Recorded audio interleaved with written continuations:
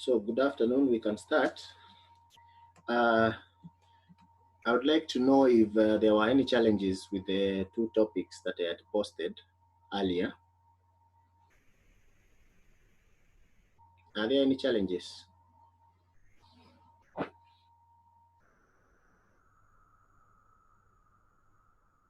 You can post it on the group chat if there are any challenges. If you would like me to repeat or there was anything that you didn't understand on the two topics that I had posted. That is user-built functions and inbuilt functions and user-defined functions.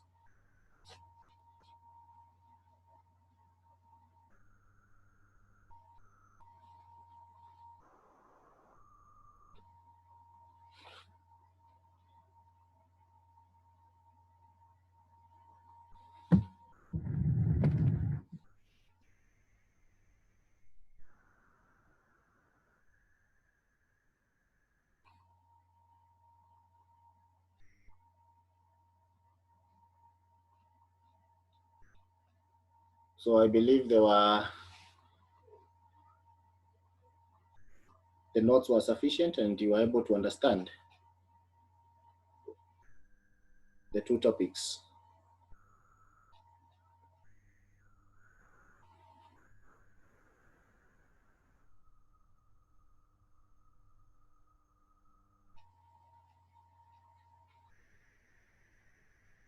Okay. So silence means consent, so we can continue. So today I want us to look at other controls.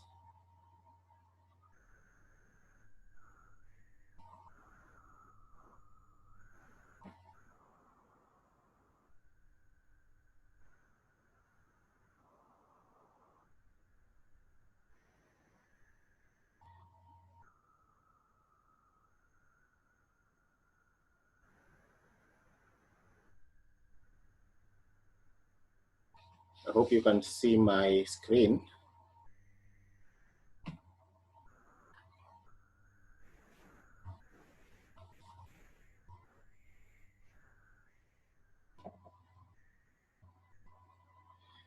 So today I want us to look at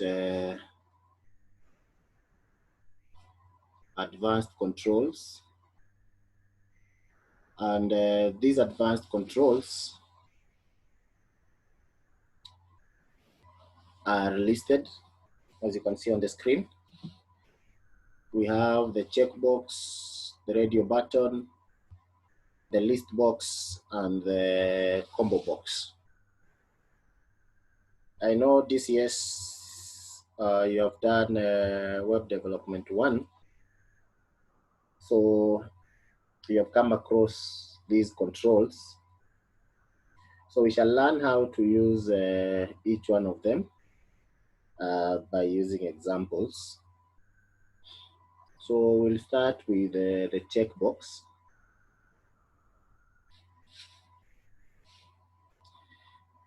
The checkbox is a close relative to the radio button. The only difference between the checkbox and the radio button is the number of options the user is limited to select. So in the checkbox, the user is able to select one or more items by checking the checkbox or the checkboxes. For example, if you look at when you are selecting or when you are editing your Word document, there are various controls that you can check, or there are various formatting options that you can check to use on your document, maybe underline, strike through. So it is easier for you just to select whichever format that you want to appear on your document. So you're not limited on the number of options that you can select. So you can select underline, small caps, capitalize, hidden, strong, etc.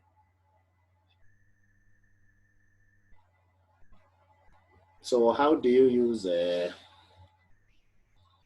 checkbox in a program, or how do you make, or how do you create checkboxes in your program?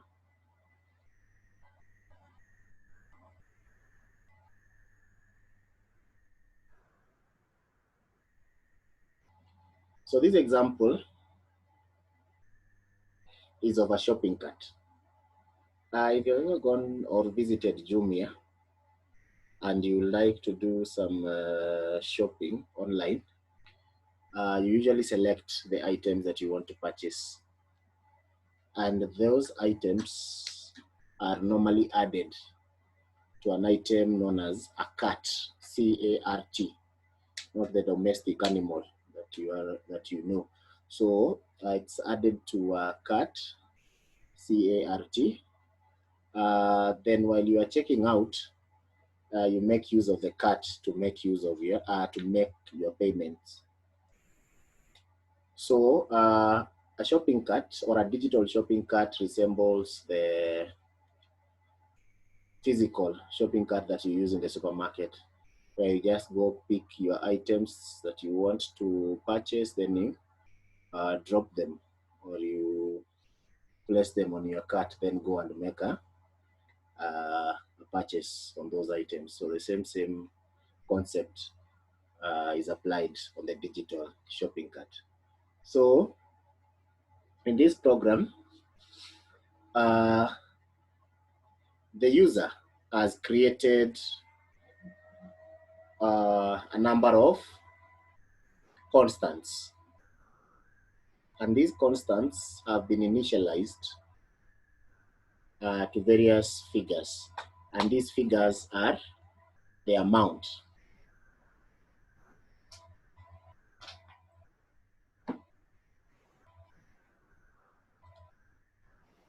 So first, uh, allow me to start the program.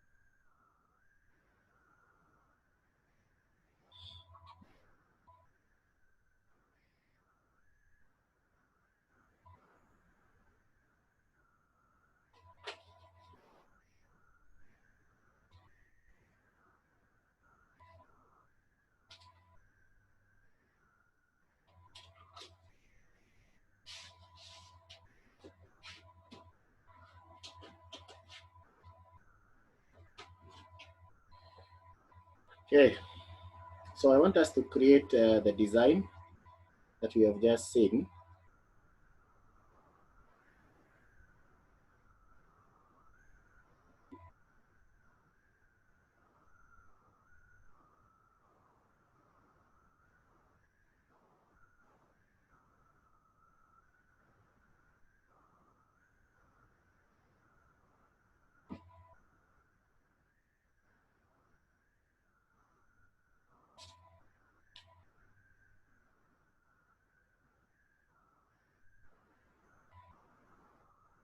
Just a minute.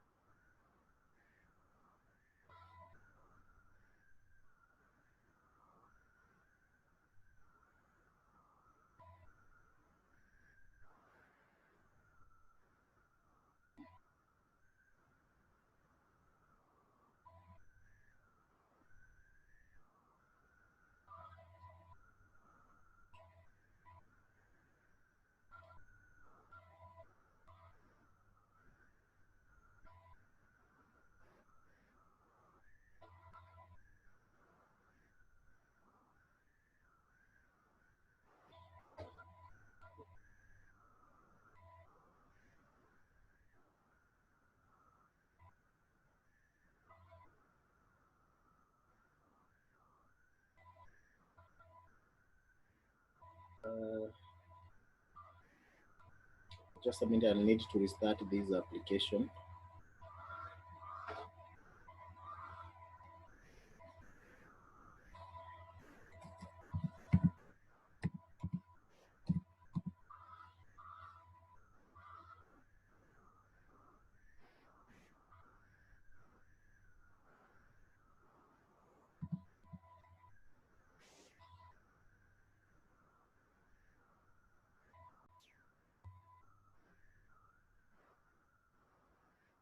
Sorry, Barak, I was not recording, but I've started recording. Thank you.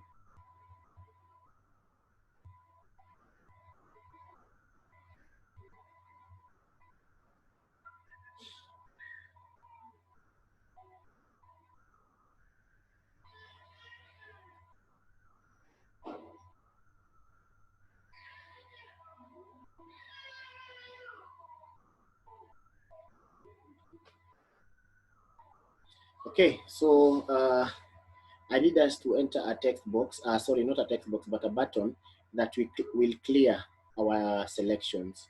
So let's see if you can do that. So again, you can just copy paste this. Don't have people edit this to say clear.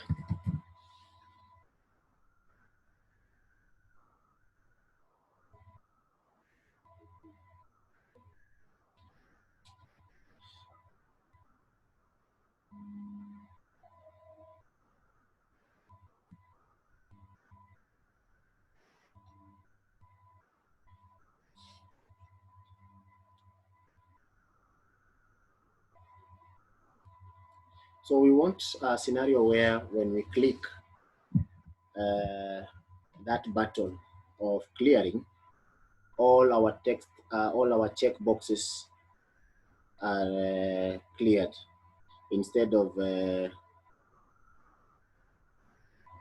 having to uncheck all the buttons again.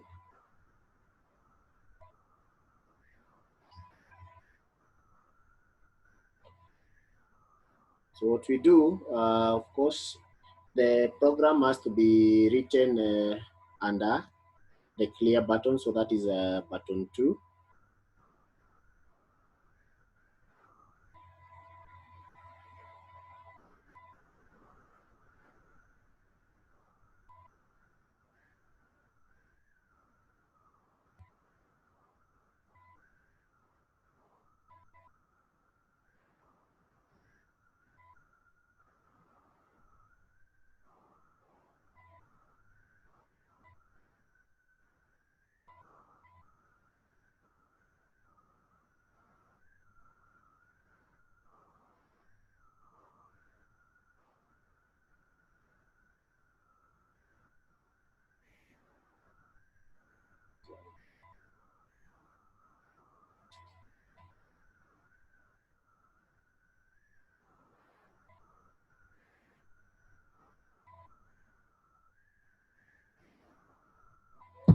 So let's start with the checkbox 1.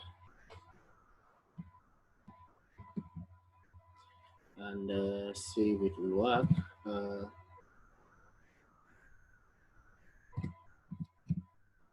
Checkbox 1.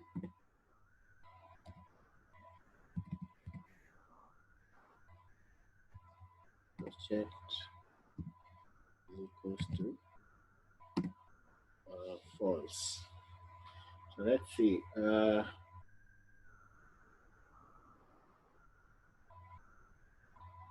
So that is our checkbox 1.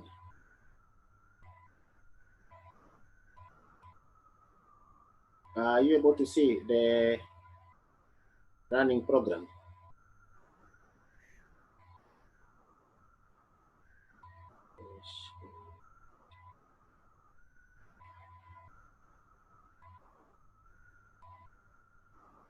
So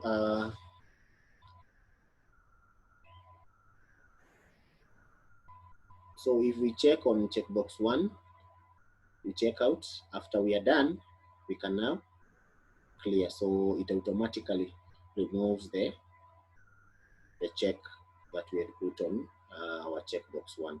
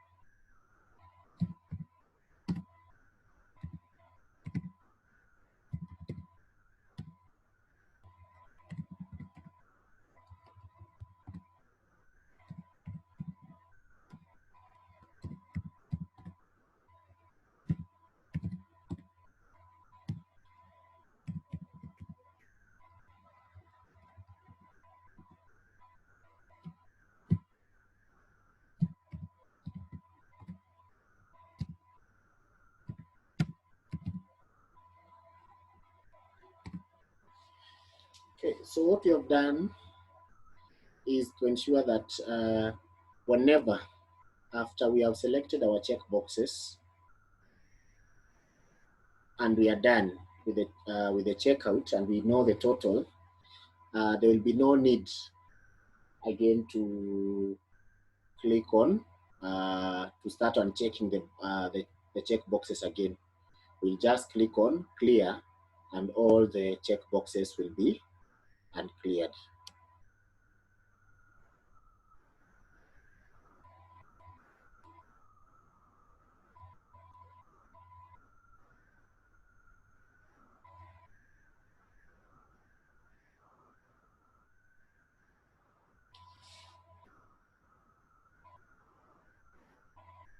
Any question?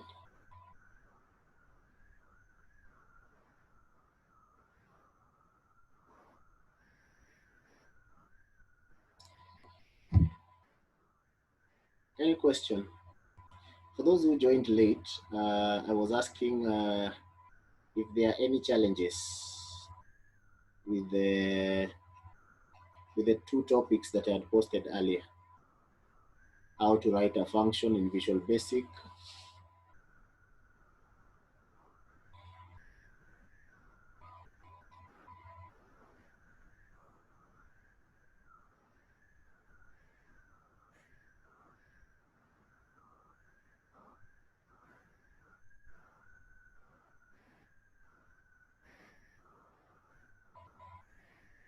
So if you have any issue, you can unmute and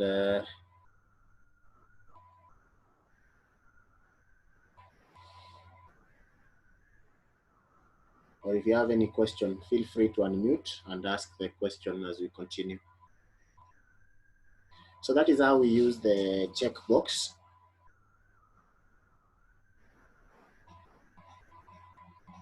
So I'll post the notes. There are other examples on how to use the checkbox.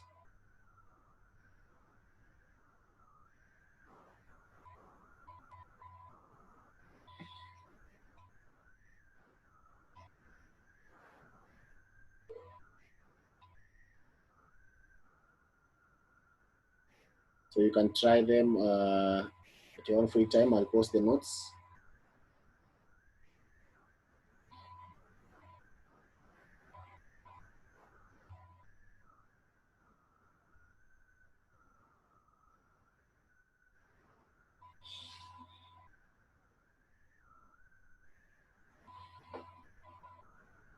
So the other item that I want us to look at is the radio button.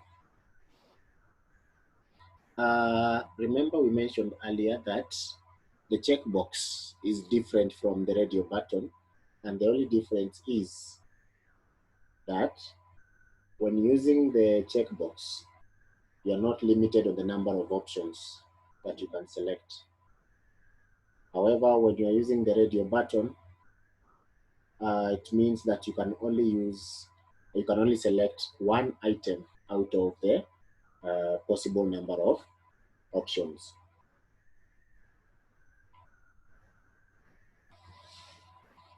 For example, when you are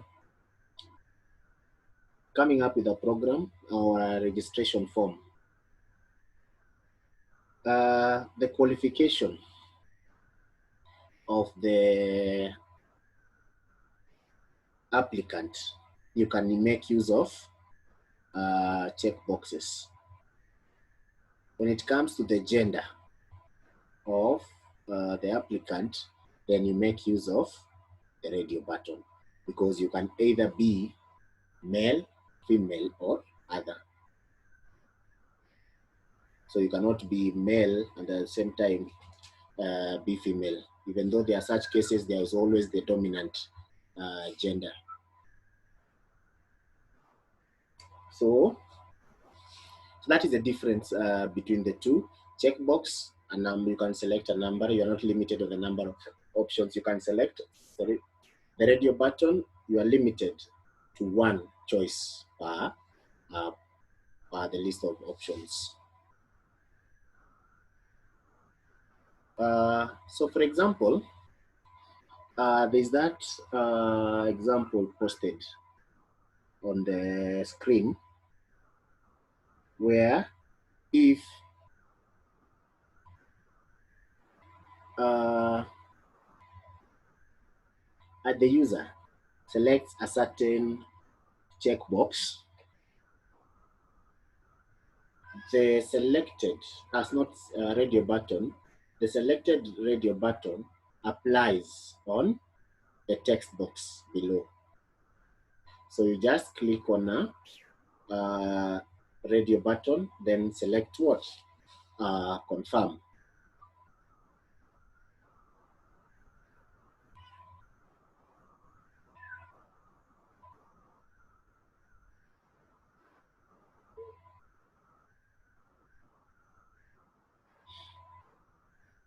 Okay, so let's see how we write this program. So the first thing is to design our form.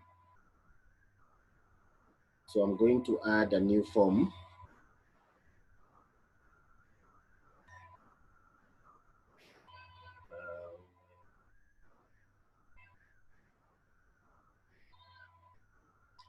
So I'll go to add Windows form. So Windows form, label it as form 2.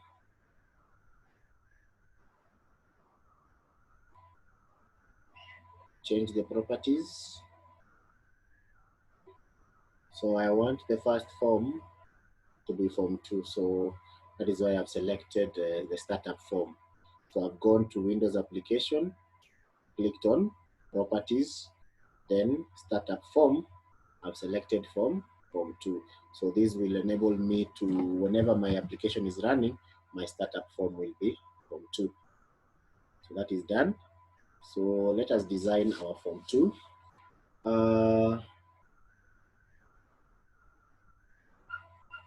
So we have the toolbox.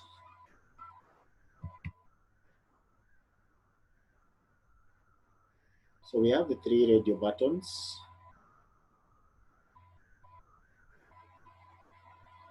Where the other one has disappeared too.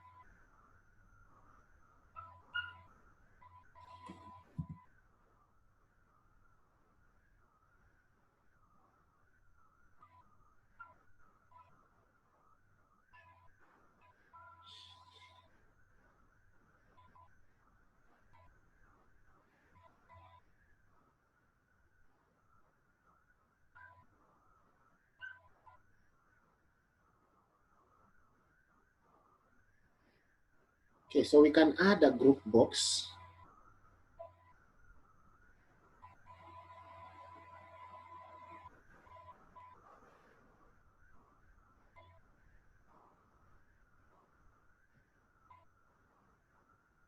So if you have a large program,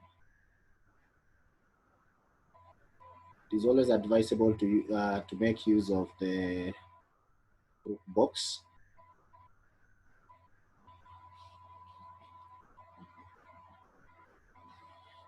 Sorry.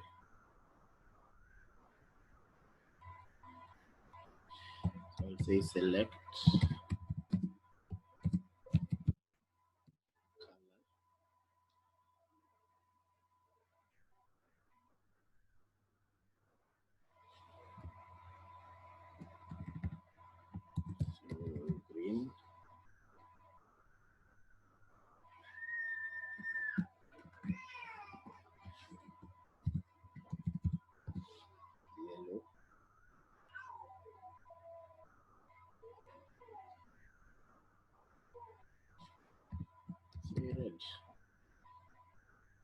Then we have a label.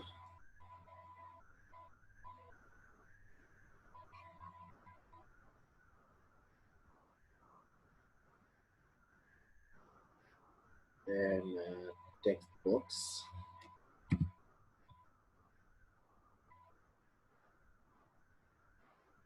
And a button.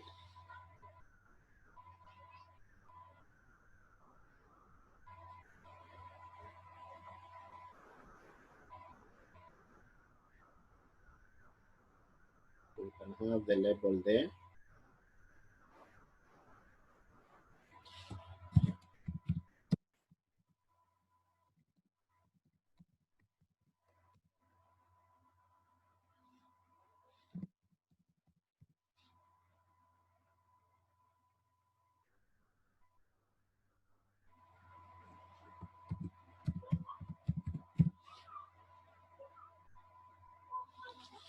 Okay, so whenever we click confirm,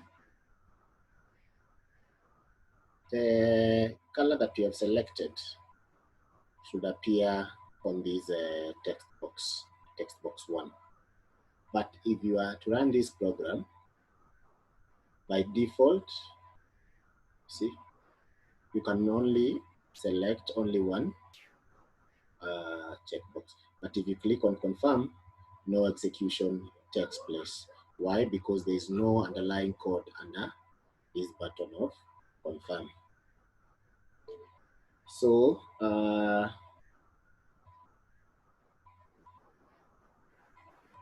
what we do, there's no need of writing the code because it is here.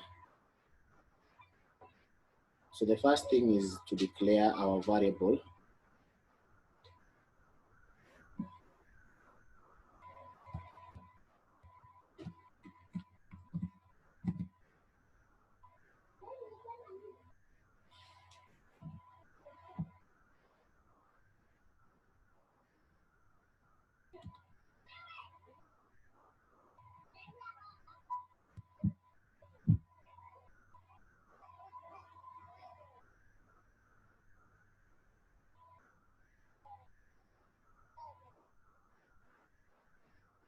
Just a minute.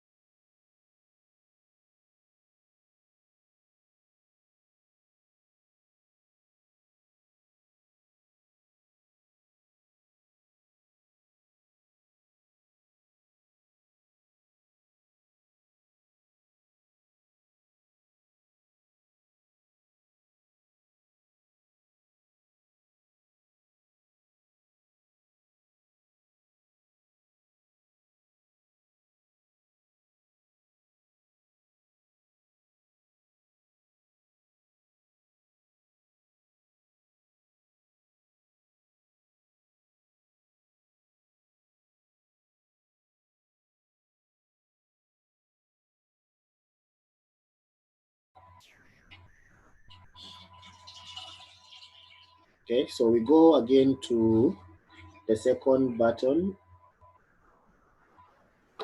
I'll just copy paste this. Second is yellow.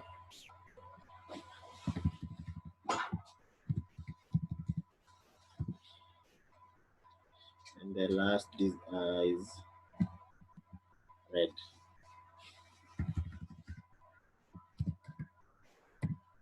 Okay, so once we are done with that,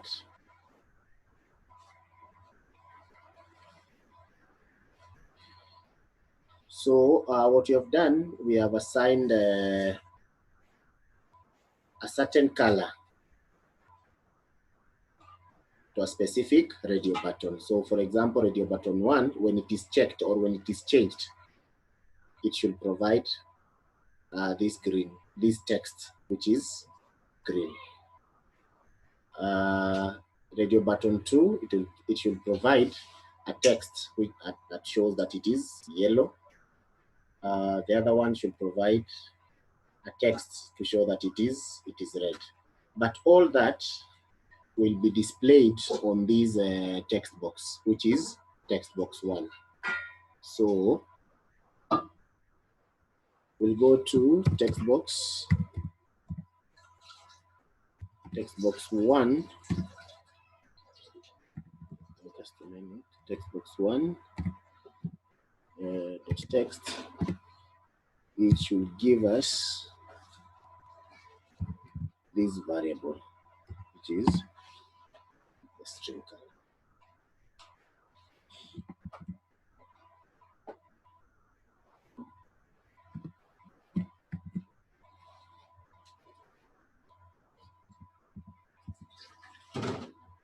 So the variable has been declared as a public variable, so it can be accessed within each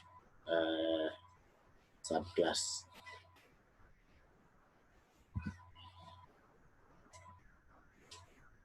So now if we run this program, so we can select maybe yellow, then if we click confirm, then the color will be yellow. Or we can make it more interesting by adding another label. Now this label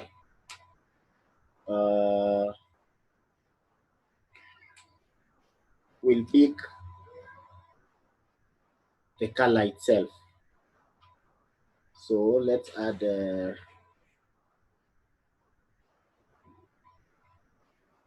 label here. So that is label 2.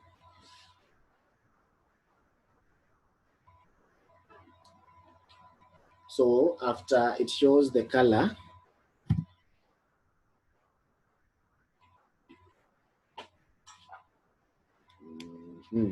so we'll have to declare another variable. Let's say, for example, dim, see if it will work, color as, say, let's see if string will work.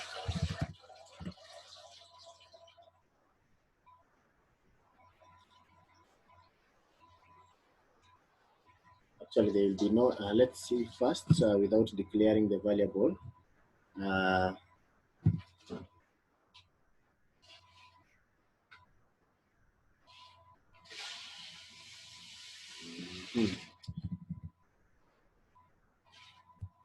Label 2 dot back color is equals to mid green.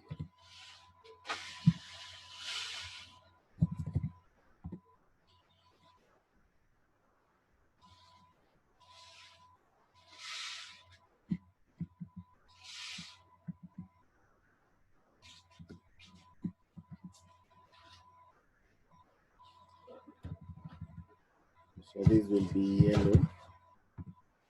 So the label itself will change even before we click on the confirm button. So this will be red. Let's see if it will work. So as you can see, already since green is the one selected, the label has already changed to color to green. If you click yellow, it has changed to yellow. You can also confirm that yellow again. Then also if we click on red, click on confirm, it is red, then the label color is red. So that is how we make use of the radio button.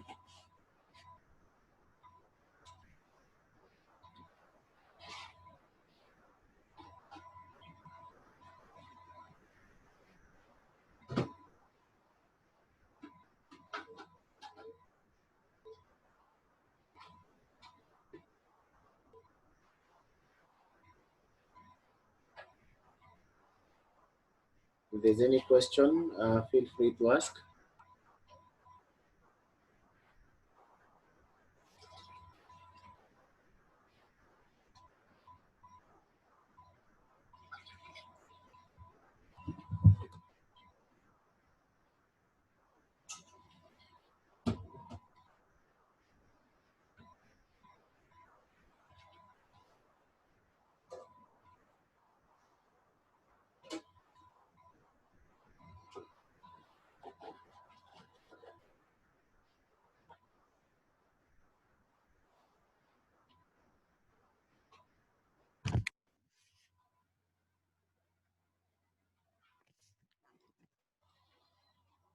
Okay,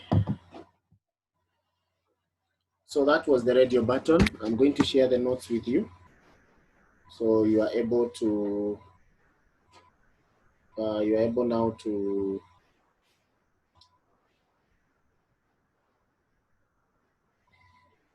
try other examples on your own.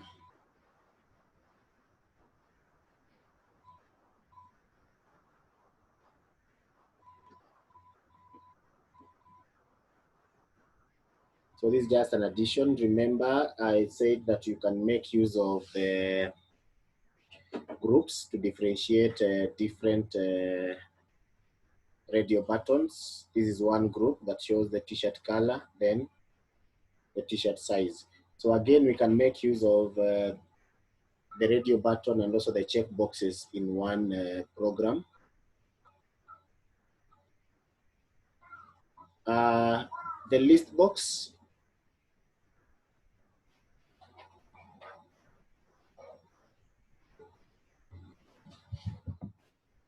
we are able now to enter items on a list box, and it will be able to display them. For example, a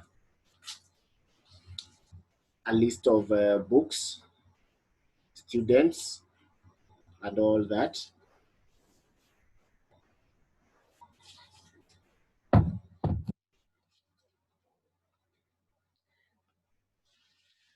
Uh, so basically, this is the output of how a list box usually is. So these are the maybe names of students.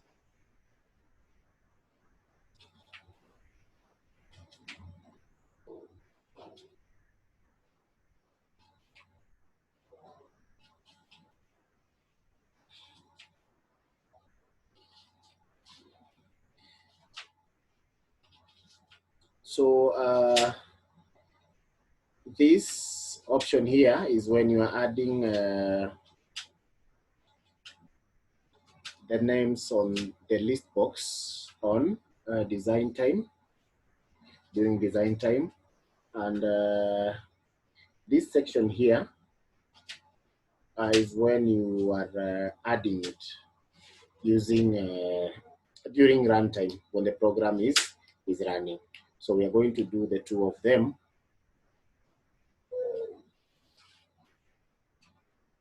Next, so we need the following. First, we need a form, of course. We need a list box. Then two buttons. One to add, the other one to remove.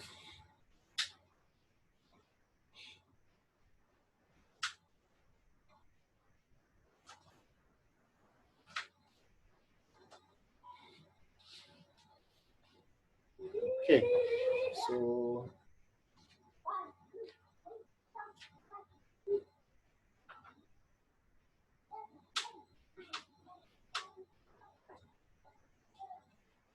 let me share my screen. Sorry for that.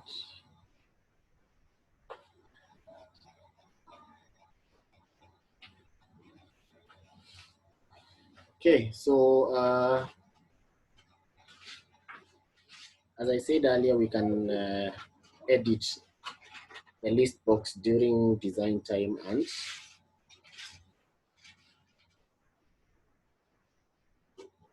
runtime. So the first thing again is to add a form known as form 3. Then we change the startup form to be form 3. Then we can close. So we need now to add the controls.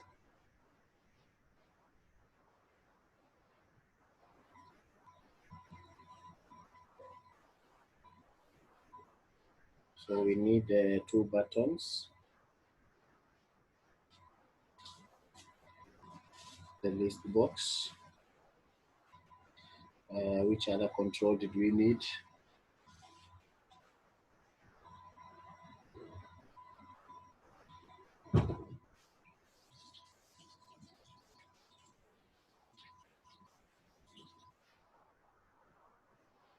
Okay.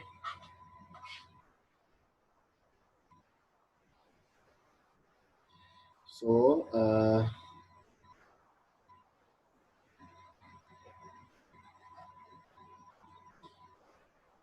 that is the list box.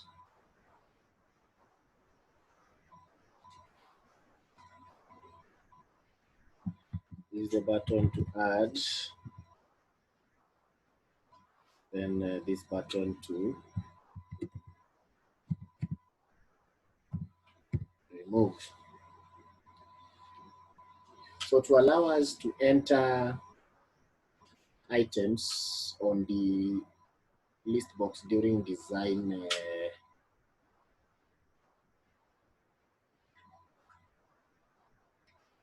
during design time.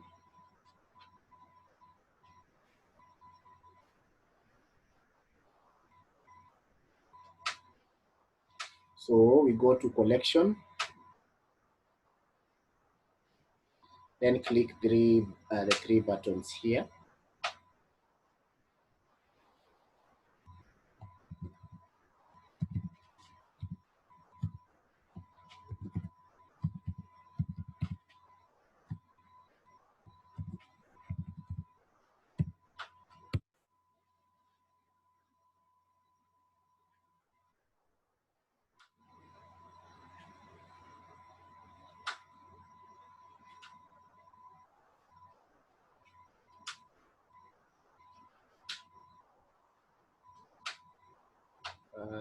Sorry.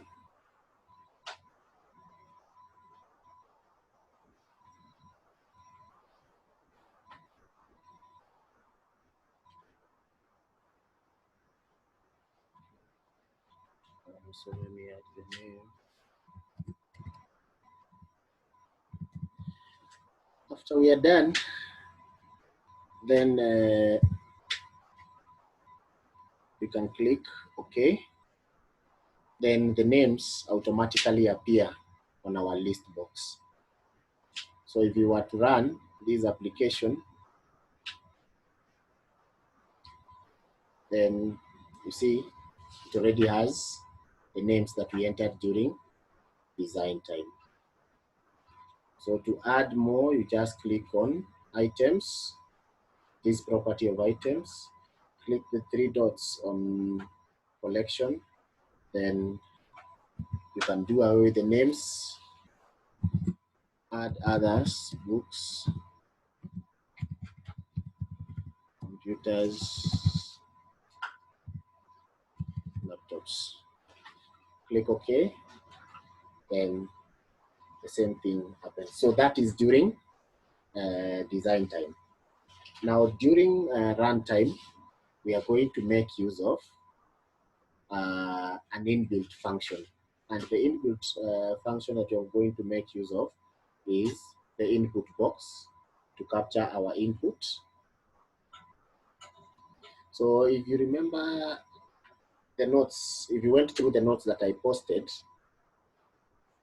you have seen two inbuilt functions in Visual Basic. One is an input box that prompts for input from the user. So if you don't want to make use of the text box, you can make use of the input box. Then the message box. The message box now displays the output of the program to the users. So let's see how to add items on a list box. So we use this line of code. The name of the list box dot items, then the event. The event is add, then what we want to add to the list box. Remember, if it is a string, it is always entered with double quotes.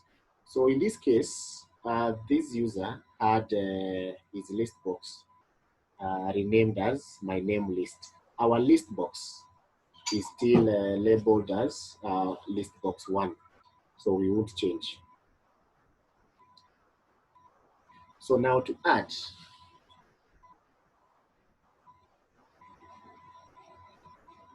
our text box, we are going to declare a variable.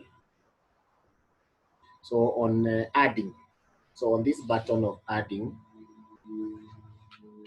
we declare a variable publicly, dim,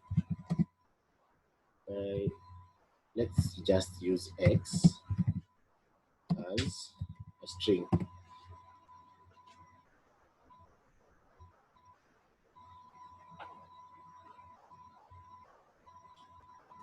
So so now we want this X to be captured using the input box.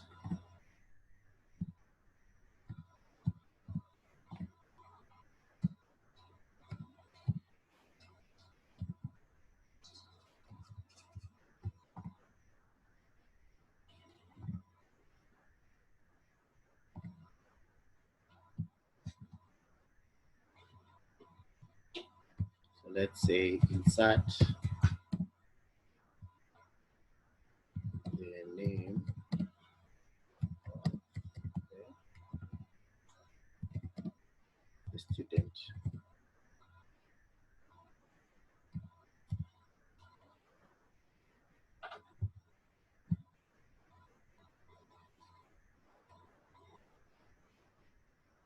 Then you can rename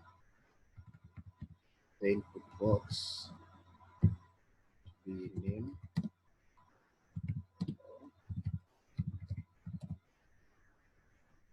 student.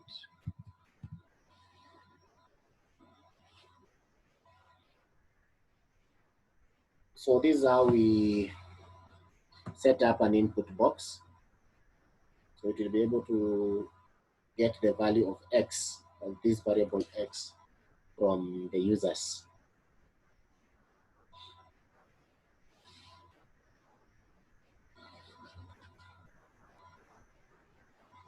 So the next thing is now to capture that X, this variable X that has been entered, to the list box. So we go back to our design. The list box, it's known as the name of the list box. The name is list box 1. So we go back to add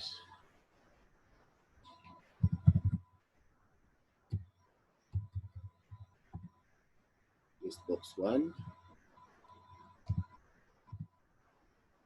items, add, then we are adding X, the variable X. So this variable X is what the user captured with the input box.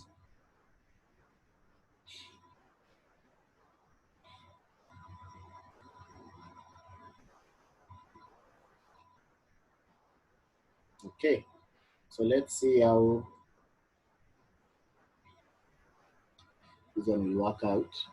So we already have books, computers, laptops on the list box. So we need to add another. So remember, this is the title and this is the prompt of the user. Sorry. So insert the name of the student is the prompt. The name of the student. Now this is the name of our input box. So we run it again. We click on add. Let's say insert the name of the student. We have Brandon. Let me click. Okay. So Brandon has been added on our list box. So let's see how we remove names that we have added on our list box. So first,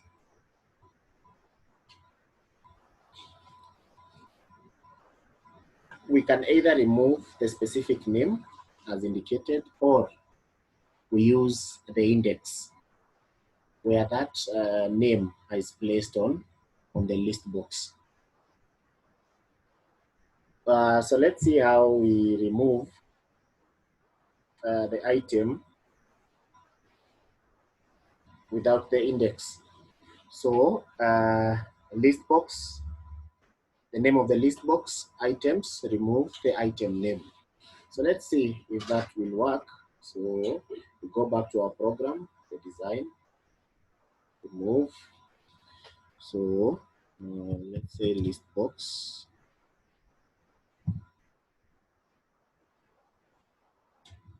One dot item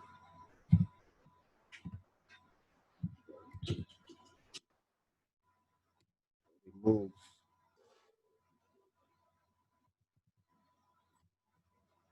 X. Remember we entered X. So let's run our program. First, we add, let's add the same name, Brandon. Let's click remove. So as you can see, Brandon has been removed from our list box. Let's add another name, Martin. Then click OK. Then we click remove. Then Martin is removed on the list box.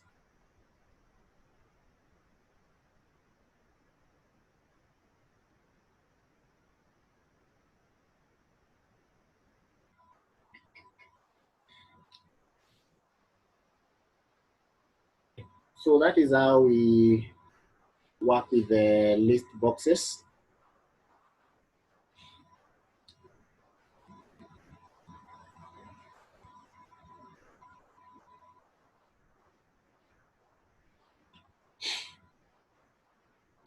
Anyone with a question?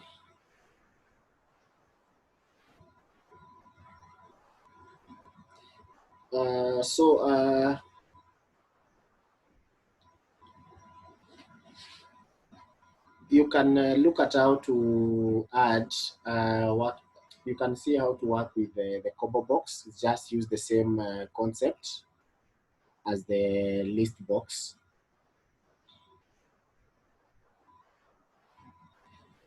So you can add during design time and also during runtime. As you can see, it is just the same concept that we have used with the list box. So I'll share the notes for what we have covered today and also a quiz on the same. So if you have any question, feel free to ask concerning anything about this class.